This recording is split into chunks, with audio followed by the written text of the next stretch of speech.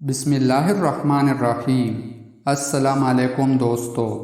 نبی کریم صلی اللہ علیہ وآلہ وسلم فرماتے ہیں، تم میں سے ہر شخص اپنے بھائی کے لیے آئینہ ہے، سو اگر اس میں کوئی بری بات دکھائی دے تو اسے دور کر دینی چاہیے۔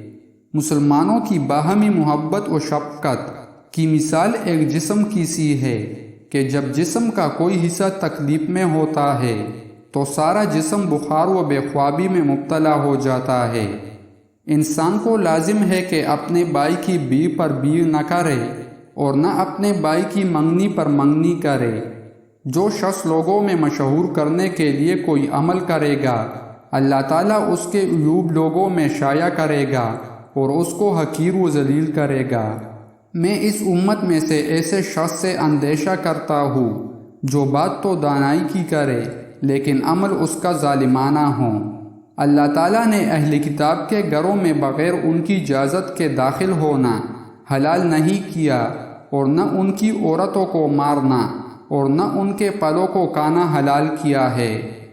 جو شخص گھر میں جان کے اس کو گھر میں آنے کی اجازت نہیں دینی چاہیے۔ جو شخص محض اللہ تعالیٰ کے لیے یتیم کے سر پر مہربانی سے ہاتھ پھیرے گا تو ہر بال کے عوض اس کے لیے بلائی ہوگی۔ اللہ کے نزدیک سب گھروں میں محبوب تر گھر وہ ہے جس میں یتیم کی عزت کی جاتی ہے۔ جو شخص یتیم کو اپنے کھانے پینے میں شریک کرے گا، اللہ تعالیٰ اس کے لیے جنت واجب کرے گا، بشرط یہ کہ وہ کسی ایسے گناہ کا مرتکب نہ ہو جو معافی کے قابل نہ ہو۔